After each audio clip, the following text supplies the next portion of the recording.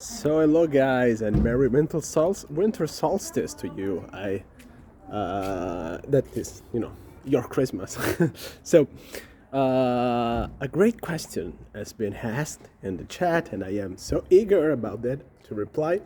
For it is from May or Mai, I don't know if I pronounce it correctly. Which I salute. I'm sorry for this light. I'm just having a walk.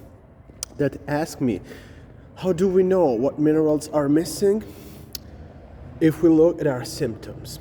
Since I mentioned that, for example, sorry for the noises. Now I will move away from the street.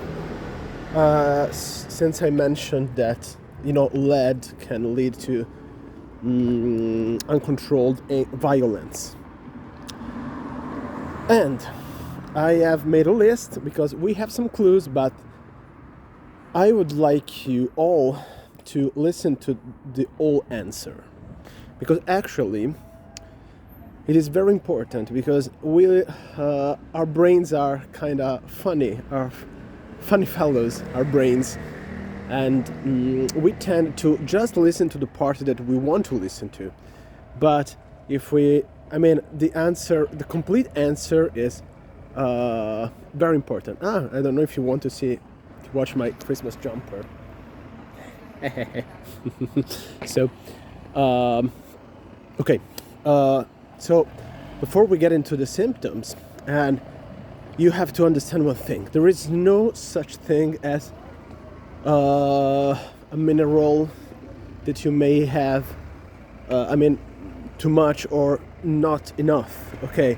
Like deficiencies or too much of some minerals. There is not such thing like that. Actually,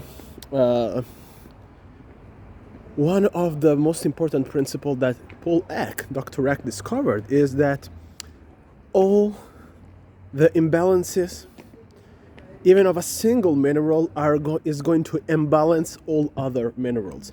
You have to keep in mind that here we are not speaking about blood, okay, where things are relatively stable. And with stable, I just mean that your body will do everything it can in order to maintain the levels of some minerals stable in the blood. So actually, they are kind of, blood tests are kind of worthless. We are speaking about tissues here. It's a very different topic, and in the tissues, one imbalance will trigger other imbalances. Everything you take in will affect the levels of everything you already have. I hate these lights. And oh my gosh. Let's try this way. Okay. And not only of the things that you already have, but also of the things that you are taking in with that thing. This is a concept called synergist and antagonist. Every mineral is synergic minerals and vitamins, and antagonist vitamins and minerals. So, of course, the antagonist will prevent the minerals to be used or to get absorbed, and synergist will help the mineral to get absorbed or used. Now, things get even worse because we have to distinguish actually between the antagonist synergist in the absorption. Okay, that is actually when you are taking something, for example, if you're taking zinc and copper together, they are antagonists in absorption. But for example, there is, for example, proteins, in particular animal proteins with some good amount of phosphorus inside, can be a synergist for not the absorption of copper, but the metabolism of copper. So one thing is to say, this thing is antagonizes copper in absorption, and one thing is this thing antagonizes copper in metabolism. Okay, so it is complicated. Okay, oh my gosh, I cannot find a place without light. I'm sorry. I don't know why they are. They're too bright, in my opinion. Well, so this is what happens. Okay, so you don't actually have just one imbalance. When you have, for example, an imbalance of calcium, then for sure, it is sure 100% that you will have also imbalances of sodium and potassium and of magnesium, because actually calcium and magnesium go together. Okay, so if, for example, calcium will tend to be low, also magnesium will tend to be low. And on the contrary, normally it happens that when calcium and magnesium are high, sodium and potassium are low, and vice versa. Now, that is not always the case. There are some cases in which you have everything low or everything high. These are the main 4 macro minerals in your body: sodium, potassium, magnesium, and calcium. But again, these are quite rare situations that I find often, by the way. And it is, you need to get healthy as soon as possible in that cases. Okay, so, but we have also some other problems. Okay, so we are facing a new challenge nowadays. That is the not bioavailable forms of minerals. So, for example, all the copper that is used in agriculture is not a good form of copper. Your body cannot utilize it, and when your body cannot utilize it, actually, it treats this thing as as toxins, actually, because they actually are toxins, and so what happens is sometimes you have a buildup of this toxic form of copper, of calcium being maybe the main one, the most common one, and copper the second one, but also iron, for example, builds up in the pancreas and normally gives diabetes problems. Even if, maybe your glycemia will be stable for years and years, but still it doesn't mean that your pancreas is working. You have some form of, pre-diabetes or something. It's kind of not pre-diabetes, kind of insulin resistance or something. So, in this situation, you have at the same time, and this is a totally brand new phenomenon which did not exist, in normal times. At the same time, you have symptoms of having too much of, for example, calcium, and that is because you actually have too much calcium. Your organs are calcified. Your whole body is calcified because that amounts of calcium are not being utilized by your body, And at the same time, you have symptoms of having a deficiency of calcium. But why? Because that high amount of calcium are not utilized by your body. So your body is like trying to tell you, well, I need calcium. I need some bioavailable form of calcium. And at the same time, it's trying to say to you, oh, what is this amount of calcium we have there that I cannot use it? It is too much. So you can have both the symptoms. So again, how do you see if you have? So it's instead of speaking, about too much or not enough, the better thing would be speaking about imbalances in general and the toxicity in general. So this is a better viewpoint, in my opinion. But how do you see that? Again, this is part of the answer, most probably in the first hair analysis you do, it's not shown that much. You will have to bear with me or with another mineral balancing practitioner. You will have to, be consistent. For months, I would suggest you for 4 months, and then at the next hair analysis, you can see something actually. But sometimes it can take also up to 3 mineral analysis. sometimes to 4. It all depends on you. It all depends on how your biochemistry is messed up and how consistent you are, and also how much spiritual life you have, because that is important.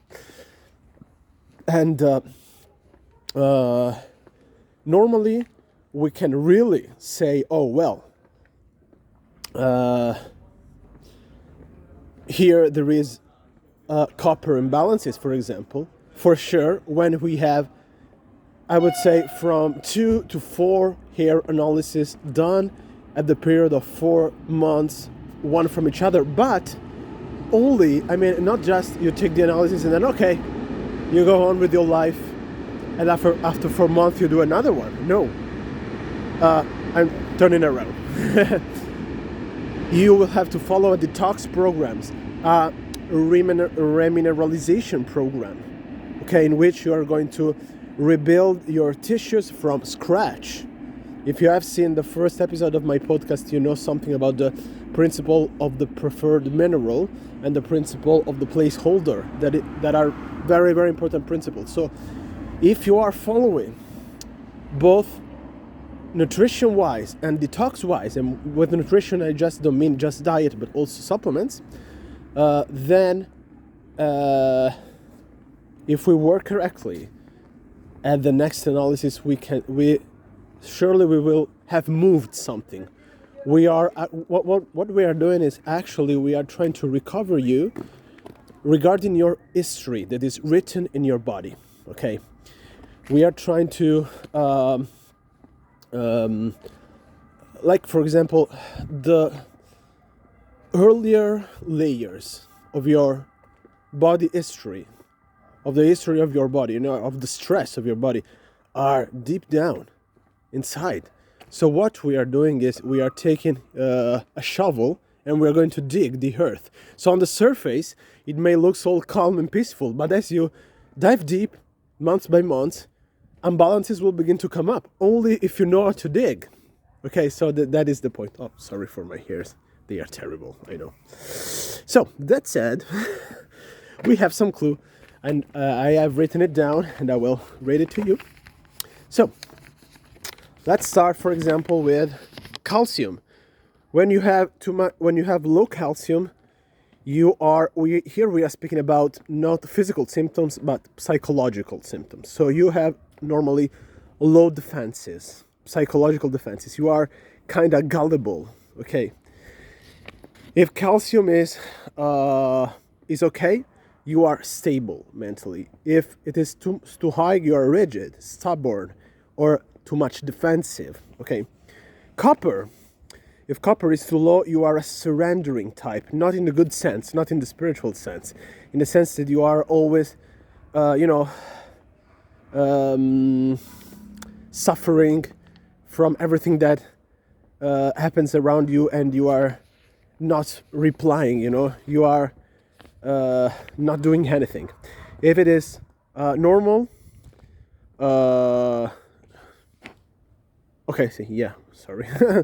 You are kind of loving type, Copper is very much related to emotions, because it is much related also to estrogens and other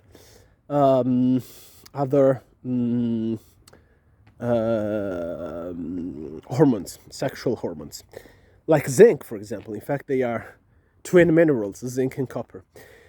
When copper is too high, you will have anger, depression, anxiety, and diminished awareness. If you're a spiritual type, you will see that your meditation will become more difficult and more difficult. It can be a copper toxicity. Iron, if it is too low, you are weak. If it is normal, you are strong. If it is too high, you are hostile. You feel resentment and rage. Then magnesium, if it is too low, you are a non-assertive type.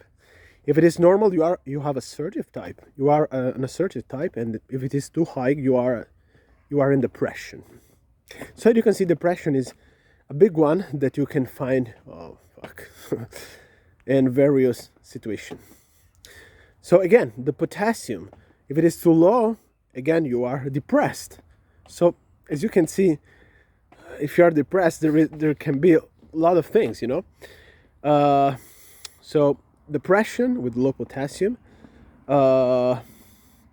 you are, if it is normal, the normal range, you are a conclusive type, meaning that you are concluding what you begin. If it is too high, you are not conclusive. Zinc, also high sodium and high potassium are much more related to systemic inflammation of the body, of the tissues. Zinc, if it is too low, you are meek, not in the good sense. If it is normal, you are a loyal kind of type. If it is too high, you have the martyr syndrome, okay? Then sodium, if it is too low, you are an introvert. If it is normal, you are an extrovert. And if it is too high, you are kind of an unstable type, you know? Then we have a ratio. What is a ratio?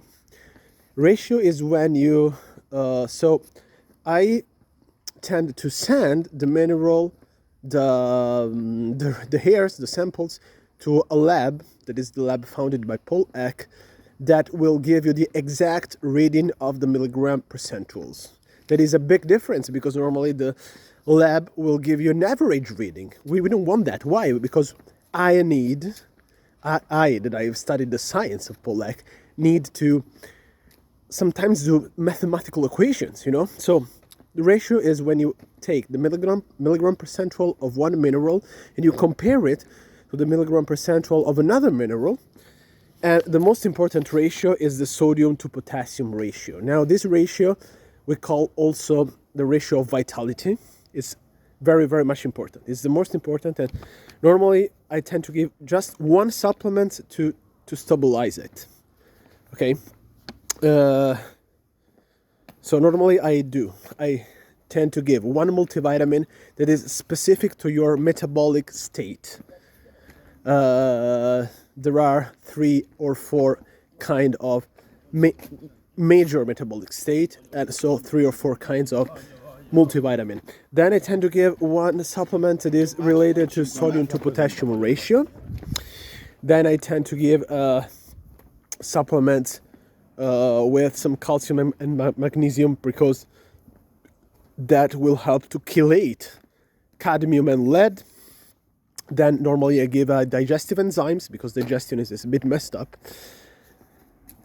And I would say that and some other supplements that can help your adrenals, normally 1 or 2, that will help your adrenals to function better, and your thyroid, etc., etc. Now, that said, this is the minimum program I tend to give. If somebody wants, I had some fish oil, some vitamin D. I tend also to give some probiotics, and that helps a lot. But that's another topic. So, sodium to potassium ratio. If it is too low, you will feel yourself hostile, not conclusive. Resentment and frustration will be present. Then, if it is normal, you are a conclusive guy, and if it is too high, you will feel aggressive. Then there are the plain toxic metals. So lead is related with violence, with hyperactivity, and with mental retardation. Big one, you know. Aluminum is related to dementia, loss of memory. Mercury is related to nervousness and psychiatric conditions. Aluminum is called the soft in the head minerals. It is related with every kind of dementia, autism, etc., etc. Mercury is very much related with psychiatric condition, you know, hallucinations, etc., etc. The toxic metals are another thing that that we can mess about, you know. Lead will give you a lot of symptoms. Will give you frail bones, rigid muscles, achy muscles, and violence. We call this mineral the terror and horror mineral. We call mercury the Mad Hatter's mineral. We call cadmium Actually, I don't think we have a name for cadmium, but it is the most toxic metals you can find normally around. Of course, we're not speaking about, uranium and things like that, because if you get that, you are dead. But it's very unlikely that you have it. And then, of course, cadmium. Cadmium is a big one. I mean, even we all have some kind of cadmium in our bodies, but if you have some build-up, you don't need as much as other toxic metals. Even small amounts of cadmium can make you go into a wheelchair. So it's a big one. Okay, then what do we have?